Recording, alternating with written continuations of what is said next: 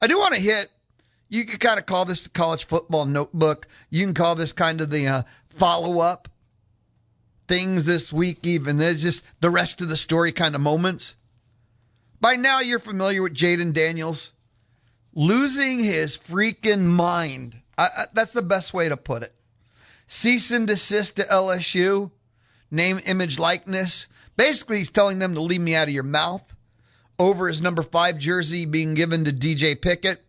Then, as part of it, he wants the replica Heisman Trophy back from LSU, which I don't even know if he has a right to it, but okay.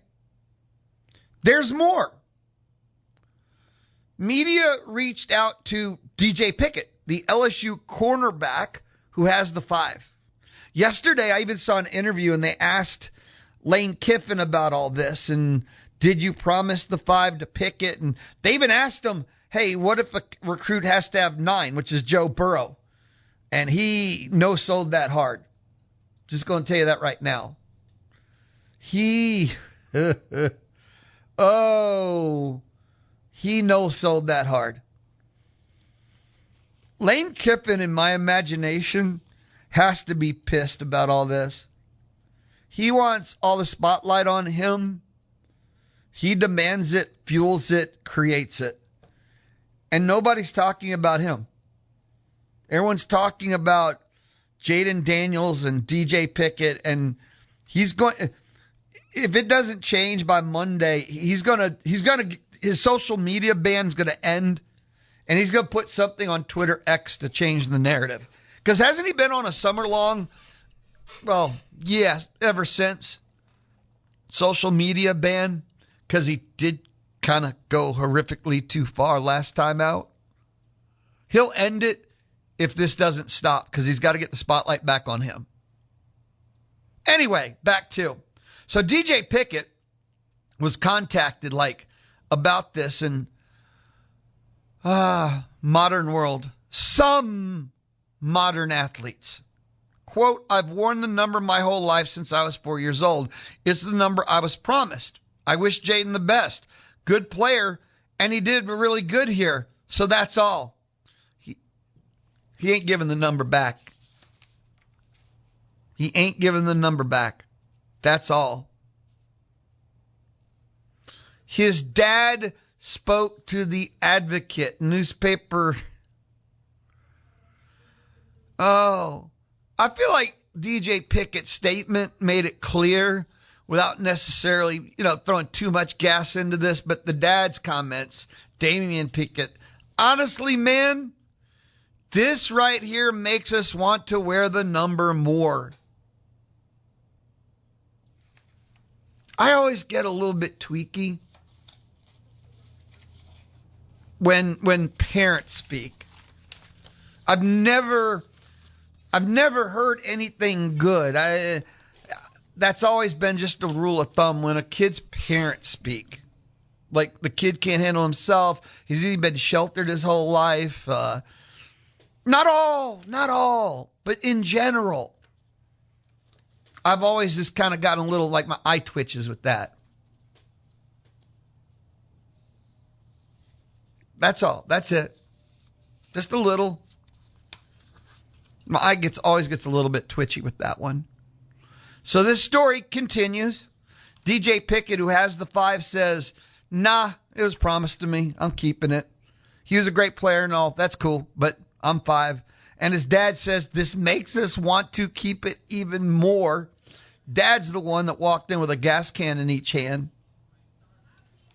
I'm just not sure what Jaden Daniels, his motivation, thinking it through, what do you hope to accomplish? I mean, if you think it through, the only thing I see, he would have to say, I want the world to know how hurt I am. I want the world to know how disappointed I am. But even at that point, what did he hope would be accomplished by the whole universe knowing how he feels about this? Is this some kind of, his public position on this? LSU screwed me. LSU did me wrong. What does he hope to? Sympathy? Empathy? LSU would change its mind and it would all be good? He's going to feel better then? I will say this. I had a thought. We live in a world, universities need money desperately. We look, they're selling everything, or trying to anyway. Do you think it would be cool to sell jersey retirements? Like for $1 million, they'll retire your jersey? Because you realize like the average athlete will never happen, but the NFL athletes, if they want their jersey retired, can buy $1 million, and you can even do different tiers, like here's $500,000, $1 million, $5 million, and buy their post-career retirement number and more. You can buy what level ceremony you want. So the players that go on to the NFL, $1 million cash up front, no layaway plan, no payment installments, but $1 million, and we'll retire your jersey forever. Because universities need money. Just a thought. Hey, man, people need money. So I say there's 5 things you need to know. 1, I don't always say, but I'm starting to is better, maybe a better way. But DJ Pickett, LSU, has spoke up. He's not budging. He's not giving it back. And his dad spoke too. I mentioned this one earlier, right? We're moving on. Forgot 5 things you need to know. But yeah, Texas Tech, I mentioned them. The whole, and CBSSports.com had a really weird week for me. I'm not sure where they're going with their college football coverage. They're like going for clicks and likes, but in a very soft way. They're not going outright like Stephen A. or back in the Skip Bayless days. The headline for a story they had in their college football section, public blackballing are just the new era. Inside Texas Tech struggled to create a non-conference schedule. So, public blackballing, ooh, ah, and then, oh, or is it just the new era? I mean, it's both. They did Sorsby. Call it what it is. It was a call to boycott Texas Tech in every sport. Of course, there's some public blackballing. The answer is it's all the above. I even mentioned this already. Texas Tech wants to play A&M, Texas, Ohio State. Why would any of those schools play them? Tell me legitimately. Because they're calling them out? We're talking about millions and billions of dollars now. Nana Nana Boo Boo is not the biggest motivation to play a school. It just doesn't work like that. If you're going to do a home and home with someone, there has to be something in it to go to their home. The closest thing to playing Tech would be some promoter offering both schools like $10 million to go neutral site. That's about it. And that's a one-off, one game. So if Cody Campbell, the billionaire, wants to offer Texas A&M, I guess $10 million to play in Houston or Jerry World, $10 million, because, A&M home game, value, money made, etc.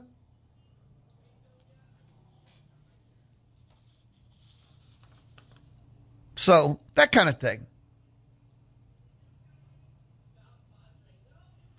So I saw that and I'm like, public blackballing. And even if the answer is public blackballing, we need to frame it for what it is.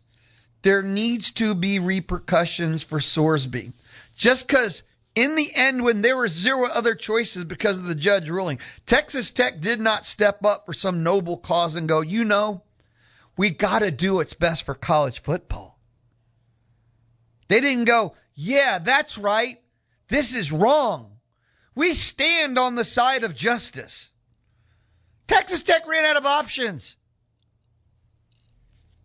So I hope this is a public blackballing. I hope all their sports run into this. And the new era of the CFP disencourages playing anyone in the non-con. And they're trying to play home and home with teams above their pay grade that has no value to go to Lubbock. The answer is all the above. 979-693-1150. The ticket booth is open thanks to Dixie Tire Company. You text, you're registered to win a $50 gift card to Rudy's Barbecue, but you have to participate. Texting me, I want barbecue, That's not participation. Questions, comments, opinions are participation. Text 979-693-1150. 979-693-1150. I've got to say the oddest text message so far is from Chuck, who said gig 'em and then attached a copy of the A&M rugby schedule. I'm not sure what I'm supposed to do with that.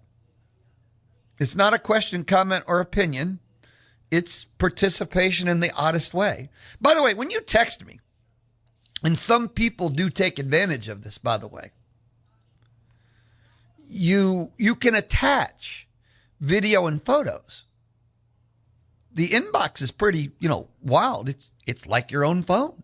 So when you text, you can attach videos and photos. The inbox is open. Now, I got 3 more things that, when I say you need to know, I think it's cool and I think it's fun. So we'll grab a time out a wee bit early, come back. I got 3 more things, and we're going to start hopping into the inbox because if you're texting, I love to see what you have to say. This is the Louie Bellina Show inside the Charles Schwab studio on the Zone 1150 AM and 93.7 FM. The Houston Astros play in the zone. Thanks to Kelly Bird Dozer. If you're having trouble with your air conditioning, I know someone that can help. Still Creek Mechanical. They do fast repairs.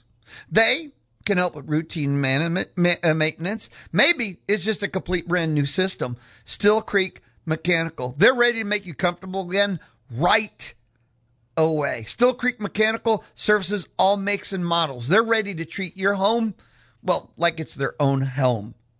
They also, talk about a deal for you. If you end up going, you need repairs and you're like Still Creek Mechanical, let's go. Mention the Louie Bellina Show. Mention Louie Bellina. Just mention the Zone. Guess what? $100 off of those repairs with Still Creek Mechanical. Who doesn't like a great deal? Who doesn't like a little help, man? The whole world's expensive out there, right? $100 off repairs. Just mention Louie Bellina Show. Louie Bellina Show. Louie Bellina or the Zone. Bam. Now, if you'd like to set up a consultation, maybe you have questions, go to stillcreekmechanical.com. Stillcreekmechanical.com. And of course, you can call them. Hey, talk to them. 979-595 and then 4253. The number for Still Creek Mechanical, 979-595-4253. Give them a call. Just set up a consultation. No one's asking you to be an expert because, well, they are. Still Creek Mechanical. The Louie Bellina Show. People are texting. People would love to win a $50 gift card to Rudy's Barbecue, and you text, you're registered. Participation is rewarded. Don't text me, give me barbecue. That's not participation. Light up the inbox at 979-693-1150. You have till 1 o'clock. Some of the text messages. John, with the Aggies heading into the new season, what will be the biggest keys, the Aggies' success in winning an SEC championship? John, that question gets answered every day. That question is a living organism. So every day, every hour, we answer that here on the Louie Bellina Show. We answer that with every guest we have on the Louie Bellina Show. What will be the biggest keys? Will the offensive line work? A&M went with a strategy in the portal. Will the offensive line? 1. Number 2, can the Aggies put together a front 7 on the defense, replacing all the NFL talent? Number 3, brand new coordinators, both sides of the ball. But on the defensive side, if Elko's still calling plays, that's not true. So how about we just say new offensive coordinator with the assumption it's Elko calling plays still, even with Hemphill replacing Bateman at DC. So new OC. Number 3. Number 4, Marcel Reed. He just needs to level up next level. You say winning an SEC championship. The entire SEC is leveled up this offseason. So A&M not only has to make up from the loss of last season, but they have to be better than they were last season to win an SEC, because that's the question, win an SEC title. So that's your biggest keys. We've talked about that all offseason. We've talked about that every hour. When I bring in these lists and tiers, positions and stuff, it's insight into the expectation, A&M and their opponents. Number 1, O-line. Does the 4 SEC starters experience transfer portal work? And how long does it take for it to come together and work? Number 2, front 7. Defense. And it's D-line and linebacker. You have 2 line of scrimmages as concerns 1-2. New OC 3. And Marcel Reed. And it's to win an SEC title. I'm not with the narrative of he thinks he plays at quarter. That's one of the hottest garbage takes in a long time. Again, the doubt or question is all about, is he a national championship quarterback? I don't think is he a winning quarterback or SEC title? He won 11 games last year, and I don't know how many times I've had to say that this week. Text message. Nope. Do you talk about how much of a man Antonio Saka looks like? I wouldn't want to meet him online. Again, he made the freaks list, Bruce Feldman, at 32. Everyone that talks about him, was it Roy May? Oh, Stephen McGee, Texags Live. Stephen McGee yesterday said, who's the 40-year-old guy? A man. And that was Saka. If his look translates to freak athleticism and freak play, he's next up, Texas A&M defense. Fact. Because he 2,000,000% looks every single bit the part of freak, player defense. No, I don't sit there and rave about how another man looks. No, it's not my thing. But I've talked about, the impression he's made. 979-693-1150. 979-693-1150. Text away. Questions, comments, or opinions light up the Texas Mobile and Lube Express inbox. Number 3, throughout the Louie Bellina Show, 5 things you might want to know, need to know. Why not know? Remember yesterday when we were talking about the CBS Sports 1 to 150 college football player rankings for the upcoming season? Well, they took the list, they being CBSSports.com, and they invited 10, and let me find this again exact. Okay. They got 10 people to determine the most overrated, underrated. 2 college football GMs, 2 NFL scouts, 6 college football personnel executives. And they voted. I think 10's too little, but it's their list. They can do what they want. I think 10's too few, but still, the 10 voted. And then when the votes are tabulated, you have the most overrated, most underrated.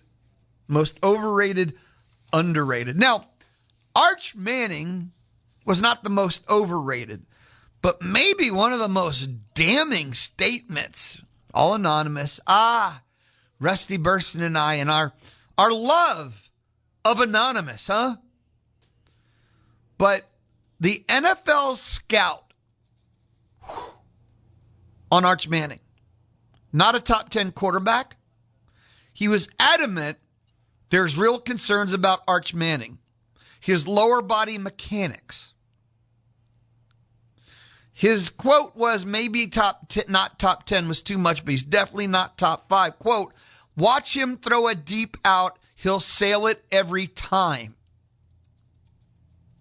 So Arch didn't end up, he was the second most overrated, but the NFL scout was like, man, he's not top 5 for the draft, and everyone's saying he's one. So, the NFL scout was not impressed whatsoever with Arch Manning. Now, who was most overrated? Drew Mestamaker at Oklahoma State.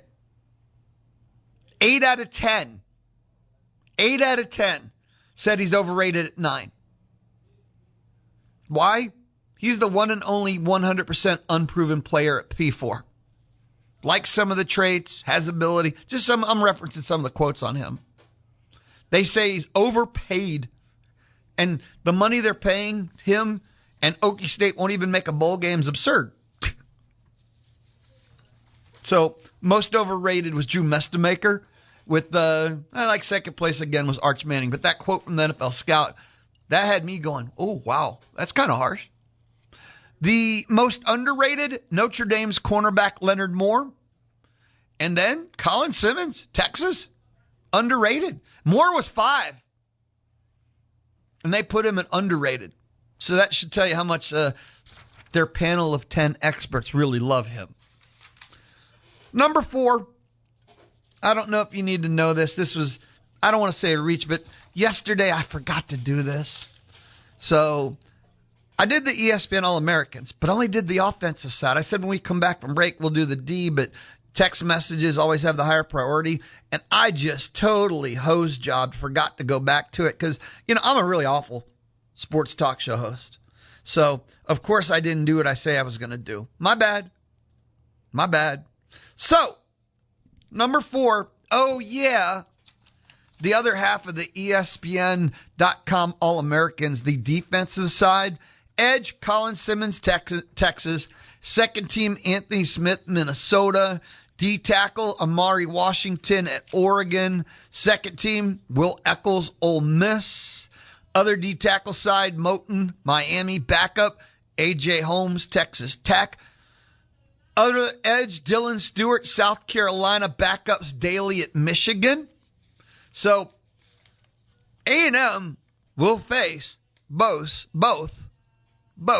of the first-team All-American edges. Simmons at Texas, and then also Dylan Stewart, South Carolina. 2 new starting tackles, both transfers. Think about it. A&M will face both first-team All-Americans edge rushers. Now, linebacker, Aggies will face Rasheem Biles at Texas. Backup is Hardy at Indiana. Other linebacker, Atkins, Auburn. Backup, Aggies will see Kip Lewis at OU. Other linebacker, Sammy Brown, Clemson. Aggies will see second-team All-American Whit Weeks at LSU. Cornerback, just mentioned him, Leonard Moore. Second-team Finney, Oregon. Cornerback, other side, Pollock Tech. Backup, Kelly Jones, Mississippi State. Safety, KJ Bolden, Georgia. Backup, Amari Farrell, Indiana. Safety, Ty Benefield, LSU. Aggies will see him. Backup, Aggies will see him.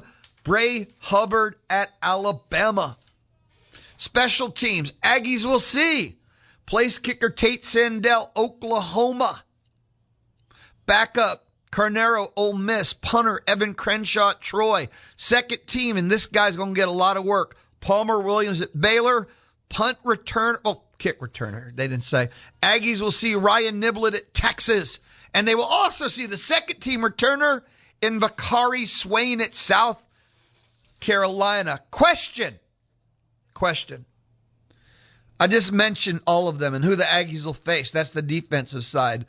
Who do you think, greatest chance, by the way, call it what you want, who do you think the Aggies could end up with, since none are projected right now, to finish, since none are starting, first or second team All-American? Could it be Saka has that level of breakout? Marcel tells the world to screw off and ends up first, second team All-American. If it's because those would be the 2 most expected names. They're the 2, we'll just say, that could have the greatest spotlight, would be Marcel or Saka. But no, Ratcliffe does it. Who would be the Aggie that could end on that first or second team, since none will start? Mario Craver, I think, is a really easy call. He was 100% on pace to finish as All-American before he, last month? Last month, injured? Craver? Outside of those 3, that would be, if you're Vegas, that would be the chalk. Who else? All right, timeout return. 2 things left here in our lunch hour. Lunchtime thanks to Rudy's Barbecue, but 2 more things. 1, I got to listen in Wilkin Formby, Aggie football camp, in the players' words, coaches' words too, coordinators' words. And the 5th thing that, you need to know, I want you to know, 5th thing I'm going to share with you. This is the Louie Bellina Show, inside the Charles Schwab studio on the Zone 1150 AM and 93.7 FM. Make sure to get the podcast of Texags Live, The Louie Bellina Show, or Chip Howard Sports Talk Daily at zone1150.com and everywhere you get your podcasts. The Louie Bellina Show, presented by CC Electric, residential, commercial, industrial services. It's what they do at CC Electric. Time now, Aggie football fall camp. Listen in, Wilkin Formby. How's it all coming? It's coming along well. This is a unique group from my career, being able to play with guys, so many guys who are capable of playing. It's like different lineups every day in practice, every period, but it breeds confidence, I'm sure, in our coaches and in our offense when we have so many talented players at each position. How competitive have the two guard spots been in particular? It seems like there's been a lot of different mixing and matching there.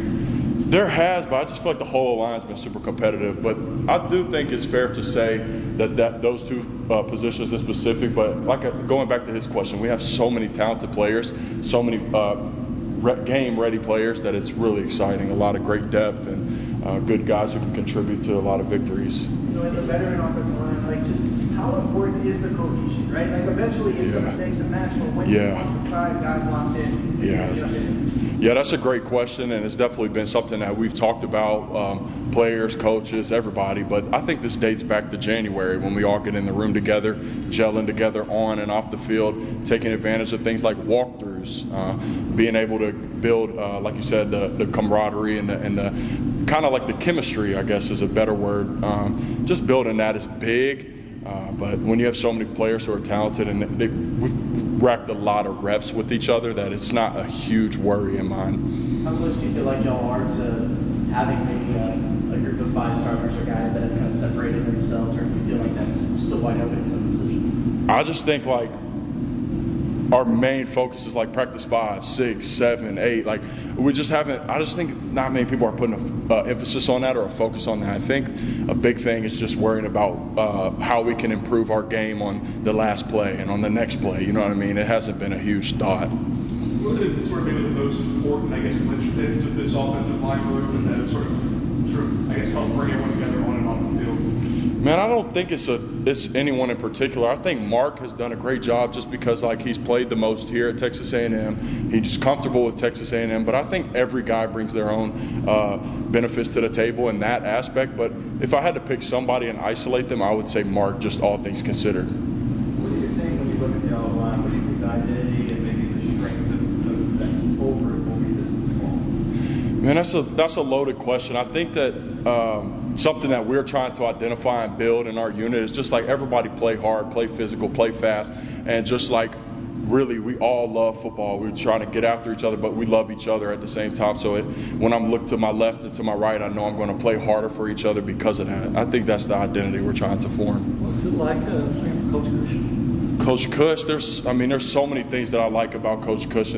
He's just such a good teacher. That's the number one thing when people ask me. Like, he just really teaches me well. We spend hours together meeting, and he always makes time for me and the other guys to just get together and meet and spend time with each other. But he's such a good teacher, and he's just a football junkie. He loves football. That's the only thing on his mind. Is there any way you can say particularly that his influence has helped your game? Yeah, I would say like from spring to now even. I mean, from last practice to this practice, like I'm just making so many strides in my game, and I'm just seeing like ups and downs in certain areas that he's helping me kind of focus on improving super, super small details. Is there anything that you guys as a unit have talked about still trying to improve as practices have gone on, maybe starting to watch some tape from these practices? Yeah, I think like when you talk about offensive line play, we're supposed to set the tone. And that's what every fan base and coaching staff and team wants for their O-line, is to set the tone. And so that's been a big emphasis of ours coming out of spring, going into this summertime. It's just going towards August and to camp. Just set the tone, be dominant, and be, like I said, a tone setter, get the offense going. You have a unique vantage point when it comes to working with quarterback Marcel Reed. Just what is your assessment of him as a leader, as a player, and maybe something you learned about him over the last couple of weeks? Man, he's so explosive, dynamic. The offense is so much fun to play in when you have a quarterback like Marcel Reed. It is exciting, but his leadership, I mean, his relationship with me and with everybody else on the team is the same, and so that's something you like to see in a main face of the program type of player, is his leadership. What would you say maybe Saka, Jones, Searcy, these guys pushing you and guys like one-on-ones, and what has kind of stood out of those games? Bro, we have a loaded defensive line room. Our edge rushers are phenomenal. They give me countless good reps every single day at practice. We get together after practice, talk in the locker room about, hey, remember on this play, what were you thinking? What did I give away on this play? So, I mean, just the camaraderie and with us, the offensive line and those guys being able to push us. And like we just got done doing 2-minute drill, and the angles that they rush with, the things that they throw at us is really tough. And so it is good getting that work in practice and not on a Saturday. What do you think of Marco's half-step? Yeah, that was in one-on-ones versus, I think, Lamont. Yeah, dude, that was filthy. It was like he hit it so fast that he didn't even stay on his own feet. Like he didn't expect to win like that. It was crazy. We talked with Anto yesterday, just with him in particular. What's it like facing him, and what's the hardest part about going against him in kind of a one-on-one situation like that? The toughest part about Anto is like he's not a one-dimensional rusher. So like if I take away X, then this is what I got. Like he can throw so many different things at me in one rep, different alignments. He can rush well from tight, from wide.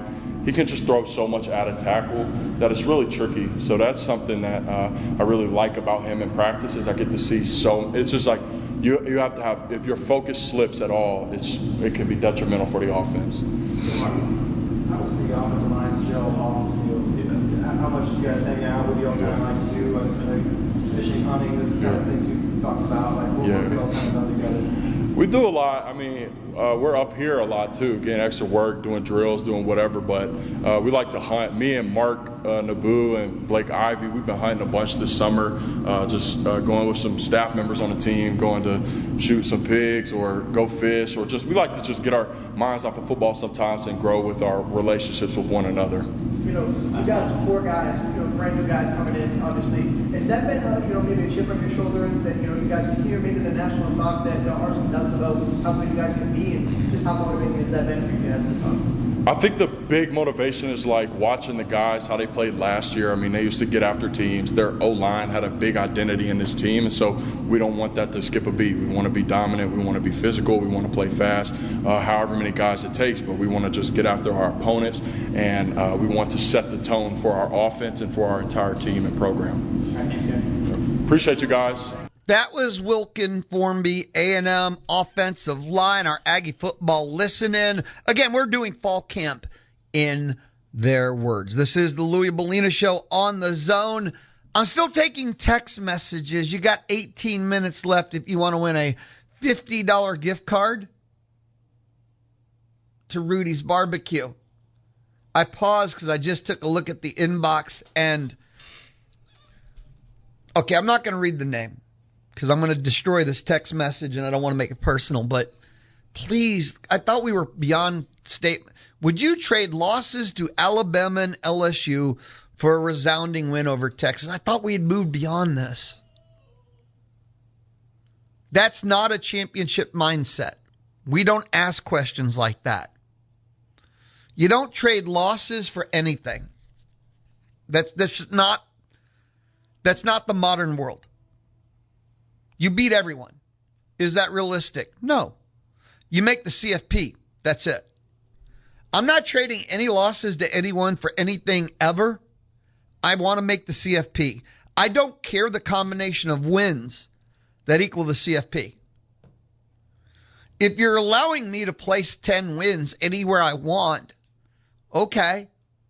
But I'm not trading. Look, when Aggie football existed in a universe where making a bowl was cool, sure. Yeah, I'd lose these 3 games because I'm going to finish 8-4 anyway, so who cares about, yeah, okay, yeah. Then it's like, yeah, man, I'll lose to Alabama and LSU because you were going to lose anyway. So what was the point of sacrificing those games? It's not like it was a choice. A&M was going to lose to Alabama and LSU, so yeah, of course. I trade losses to Alabama and LSU for win over Texas because they were always going to lose to Alabama and LSU. That's dead. That's not real. A&M right now is in a position they don't have to lose to anyone on their schedule. Not picking them to go 12-0. Sorry. I know. I ruined my own, my own end of, week 1 when I'll give you my final thoughts on the record and everything, right? I just spoiled it. I'm not picking them to go 12-0, but I'm not trading losses. Everything is 10 wins, 10 wins, 10 wins, 10 wins, 10 wins, 10 wins, 10 wins. And I'm going to say one more time. I don't care the combination of 10. There's nothing more important in the modern system than making the CFP. I almost want to say that's the only thing in the universe that matters. I know. No, Lou. We must beat Texas. It's the only thing that matters. No. I want to beat Texas just as much as the next guy. It's pissing me off that no matter the matchup, the ranking, the position, that A&M is 0-2 against the Longhorns, and it has fueled them. It has empowered them. It will catch up to A&M, I believe. 2 games in, it's a little early to overplay that statement or to make too much into it. But there's nothing more important than making the CFP. I think that'll tie into the NIL money. I think that will tie into all of it. It's just CFP, CFP, CFP. So am I going to trade? No, I'm not trading. I'm not trading anything. One thing about joining the SEC is with no more fixating on just beating Texas, it became fixating on beating everyone. And now that Texas is back, do not lose that. Do not lose that focus. Don't lose those thoughts. It's more, I want to beat Texas more times 10 or 100 than anyone else on the schedule, but I'm not trading. If A&M's 11-0 and loses to Texas, man, where have I heard that story before? Caleb, are you still out there? And then makes the CFP, I'm going to be okay. Probably be angry. Probably spend the weekend kind of going, man, I need some more whiskey. No, you don't, Lou. I need to go Blackwater Draw. But I'll be okay. They're 11-1 and hosting a CFP again. Give me the weekend. I'll be okay on Monday. Make the CFP. Don't even have to host. Make the CFP. And with their schedule and the SEC overall upgrades, I think that's a tough task.